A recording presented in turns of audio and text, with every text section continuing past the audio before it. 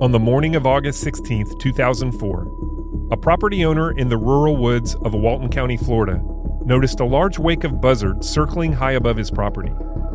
He knew that behavior usually indicated that they were assessing something dead or dying and were preparing to move in. When he went to check it out, he didn't find a dead deer or hog as he expected. What he saw was straight out of a horror movie. From the Florida Sheriff's Association, this is Cold Case Florida. Magnolia Lodge Road is about 20 miles north of one of the most popular coastal vacation spots in the world. Located on Florida's North Gulf Coast, Walton County is home to Grayton Beach, which has been named the #1 beach in the United States, as well as Seaside, the tourist destination known as the setting of the 1998 blockbuster movie, The Truman Show. But something happened in the rural woods during that hot summer that shook the area to its core. A man was found dead, and although his body was badly decomposing, it was his almost invisible presence in the community that would make this case even more difficult for the Walton County Sheriff's Office to solve. They eventually identified the man as Manuel Ruiz, an undocumented worker from Mexico who was sending money back home to his son and pregnant wife. Sergeant Steve Sunday of the Walton County Sheriff's Office is the lead investigator on the case. After 33 years in law enforcement, Sergeant Sunday returned to the Sheriff's Office in 2016 to work on cold cases. You know, he was working hard. He was trying to make a living for his family. And unfortunately, he met, I call them nothing but monsters. I mean, they look for people vulnerable like himself. And I think what happened is he probably realized he was in a bad fix, and he probably fought back. And unfortunately, it costed him his life. He was basically thrown away as a piece of trash after they killed him. Sergeant Sunday talks about the location of the crime scene, what led to the sheriff's office being called, and what they found when they arrived.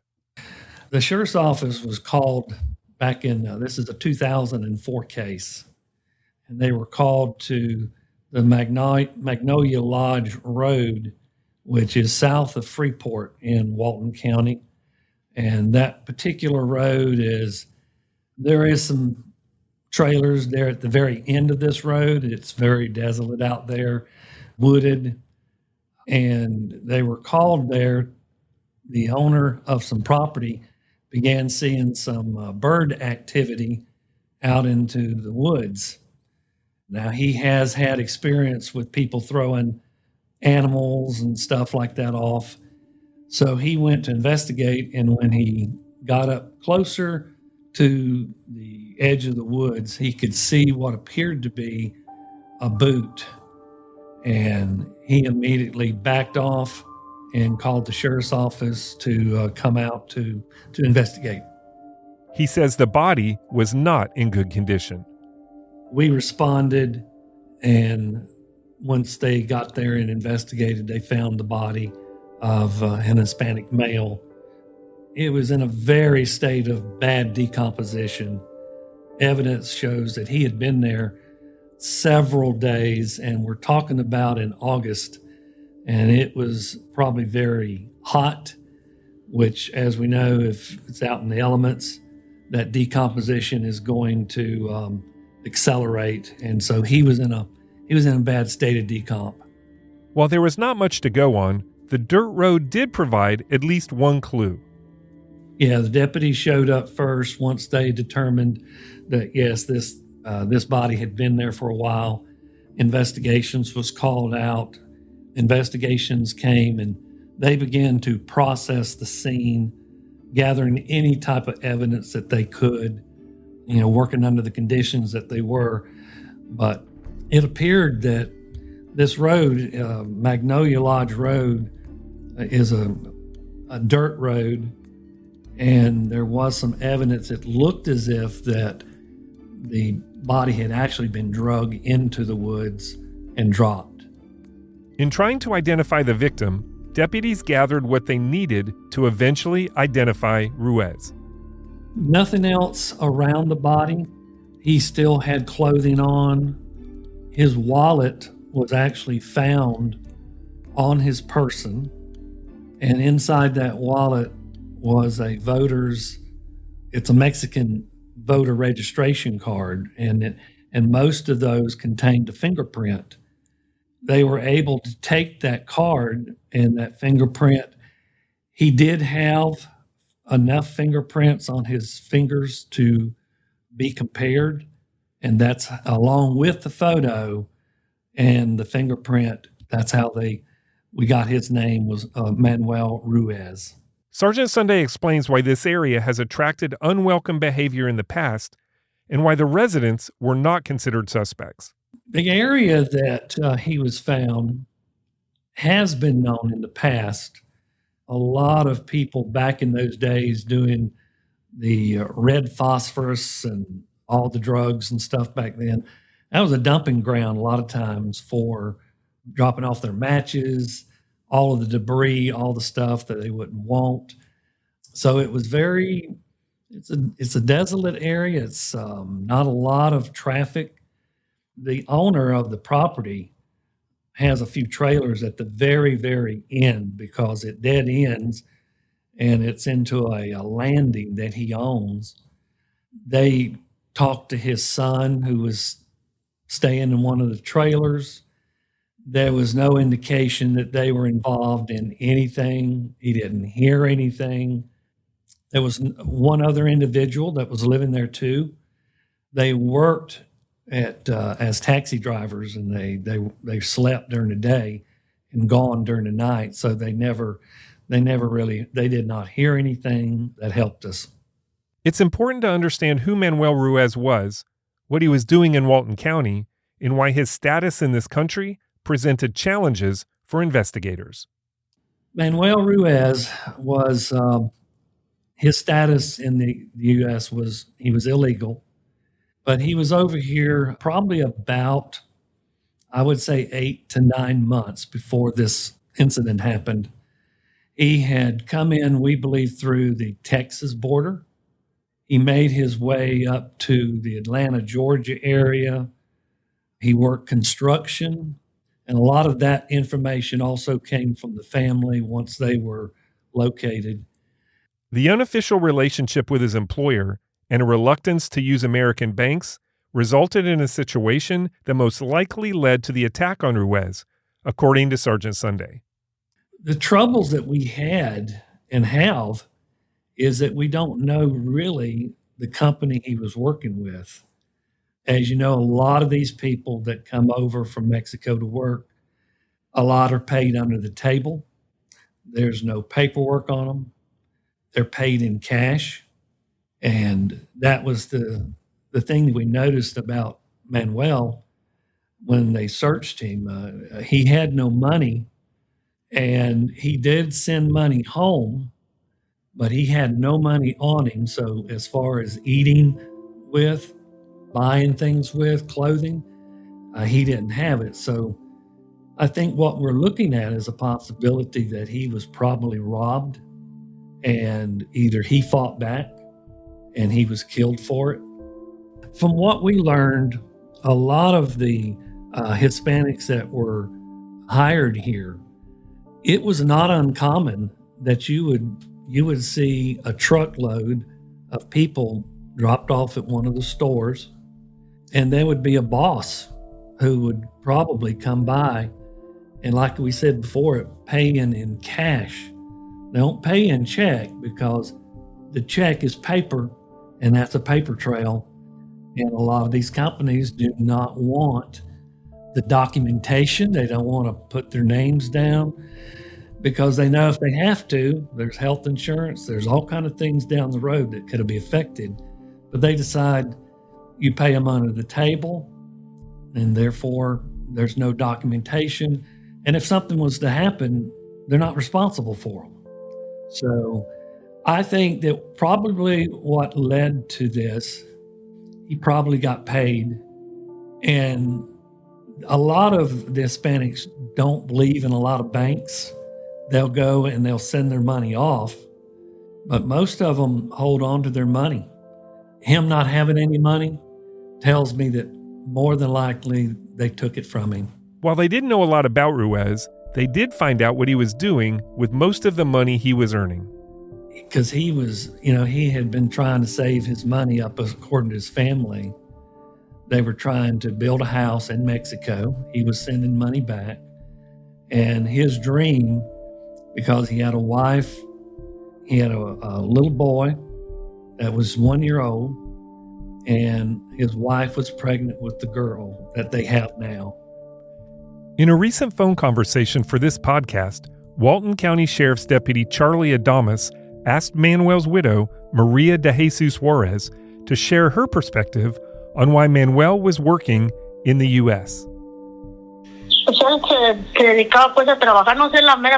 know exactly what type of specific work he did, but I do know that his main objective and goal was to send us money so we can live, and also construct us a home. That way we would have a home for our family. According to records, Ruiz made 3 long-distance phone calls, including a call home, just days before his body was discovered. We do know that on August the 14th, I believe, there were 3 phone cards, prepaid phone cards, that Manuel had purchased in Freeport at a Shell station. That night, he called home. He called and spoke to his family. And he left one payphone, went to a second one, made some other calls up to Atlanta, up to Alabama. But after the investigators began searching those numbers down and going and talking and finding those people, it's like you run into the same thing. Nobody knows him. Nobody ever heard of him. And that's what made it so difficult in this case, is not knowing a lot about him and who he was running with. While they are not naming a specific suspect, Sergeant Sunday believes they have a general idea of where the murderer was from. We feel that it's a possibility that I think that it was probably some locals. We have some information that we are, and that I am working on as we speak. So it's just putting all the pieces together. And unfortunately, we never could find where he was laying his head at night. Sergeant Sunday says investigations involving undocumented victims are often, and understandably, met with resistance from those who may have valuable information for law enforcement. Most of them are not documented. A lot of them illegal here, and they don't want to be involved in law enforcement. And that's why a lot of these cases where they're robbed, they're not going to report it, because they know that if the law enforcement gets involved, that they're going to be, sent back home. Cooperation from the Mexican government allowed the Walton County Sheriff's Office to connect with the victim's family. Once they got his identification, it did give an area of Mexico where he's from. Now, all I can tell you is that it looks like it's probably central Mexico is where he was from. And he, once they contacted the Mexican consulate, they contacted those areas. I think they were able to find his information in Mexico, and that led them to his family. Sergeant Sunday says communication with the family has been consistent and helpful. We did hook up by telephone. In fact, I communicate with his son. The last time I spoke to him was just a few months ago. He follows up on his dad's case. His sister, she wasn't even born, so she never got to really see or know her dad and know what he was like. But the son, he certainly loved his dad a lot, and he wants to know what happened to him. And I've told him that we're going to do everything we can, that we're not going to give up on this case. We believe that we have some persons of interest that we're looking at. In fact, just yesterday, I had somebody come in and talk with me on this case and gave me some information. And so I keep telling the family that, we're going to do everything we can. This man deserves justice, and he did not deserve what he got. He did not deserve to be killed. While not discussing all the evidence currently being considered, Sergeant Sunday did say an item of clothing may provide valuable clues. We want to, in a lot of the cases, you want to, there are some evidence that you want to keep close to your vest and just wait and see how things unfold. We are working.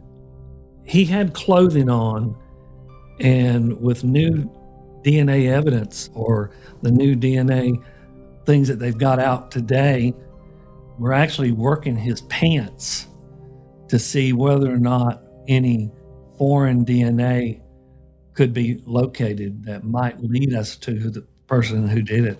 When assigned the case, one of Sergeant Sunday's first priorities was to start with the basics, creating a strong ground game to get the word out about Ruiz. While he is sure people knew him, not many have been willing to come forward. One of the first things I did was start getting his photograph back out to the local area. I made posters. One thing that we had trouble with was his identification card was not a good picture of him. It was kind of scratched up and all. We went ahead and used it because all we had. But since I got a hold of the family, they were able to send me good photographs of him. And so I switched them, used them out. And so I started putting them in Freeport area. And lo and behold, I did get a call. And that has led me to some folks of interest that we're looking at. Well, what I was saying is a lot of the Hispanics that come to work, they're usually put up somewhere. Either someone rents a home. And of course, in this situation, we never knew where Manuel was really staying at. But what I was getting at is that when you go to these and you start knocking on the doors and you show them a picture, even though they might know something or they may have known him, a lot of them be afraid because if they begin talking too much and the police start coming around, it's going to raise attention to their legal status, and they don't want that. So there remains holes in the information they need to build a strong case. At the time he was discovered, investigators had to just begin looking and tracking down all the phone numbers they had off those prepaid cards. They would go to these people, they'd ask them, show them a picture. Nobody seen it. Nobody seen him, didn't know him. And that was the frustrating part, is having somebody that could tell you something about the victim, who he's with, who he was with last, where he was going. Was he involved in some illegal activity himself? We still really do not know that. Sergeant Sunday asked the family for something he could use as a reminder to keep fighting for the truth about who is responsible for the death of Manuel Ruiz. His family I feel for them. I have a picture that they sent to me. I asked them to send me a picture of his grave. And I have a picture of Manuel's grave. And I put it on my wall. And it's a reminder to me to not give up. I have been frustrated on this case. There's times I felt like I was getting there. But then all of a sudden, in cold cases, you run into brick walls. Solving this case is something the family desperately seeks. I know the son had talked about that if we are able to make some arrest, he would like to be there. And I think his probably his mother, sister, and those three would probably be there to see it. Yep, they would want that. Sergeant Sunday says he is grateful the Sheriff Atkinson and the Walton County Sheriff's Office remain committed to solving this crime and the other cold cases that remain unsolved. Their lives, their faces out in the public, because they deserve answers. These people were, and just not Manuel, but the other cases that I have, these are victims that met with violence, and he stands committed. And I know that I was so proud of him letting me do what I'm doing, but he's committed that we want to do everything we can to get answers for the families. These families are out here. Ruiz's families were just, in Mexico. They didn't know a lot about who he ran around with, but he deserves that we do everything that we can to solve his case and for his family to have some closure. And the sheriff he's committed to that. And I certainly appreciate him allowing me to do this. He lays out the kind of information that would be most helpful to help solve this case. I'd love to have someone that worked with Manuel, knew him, knew his goings and comings, how he was getting around. That would be very beneficial. And of course, DNA evidence, of course, but it's just getting someone. You hope sometimes that maybe the more you put these cases out there, that the people that are involved, maybe somebody might get a little concerned, or maybe their conscience will begin to bother them and to come forward with this. And I urge anyone, it doesn't even have to be, if there's anyone that hears this broadcast or, hears this, and if they know anything about a cold case, contact that local authority, step up, because these victims need someone to step up for them, because there's answers out there for them. According to Walton County Sheriff Mike Atkinson, it can be the smallest detail that makes all the difference. It's the thing that you didn't think was important enough to tell us. It's invariably the stuff that somebody knows and is walking around and they did not believe it was important. They didn't pass it along. They didn't tell it because in their mind it was not connected.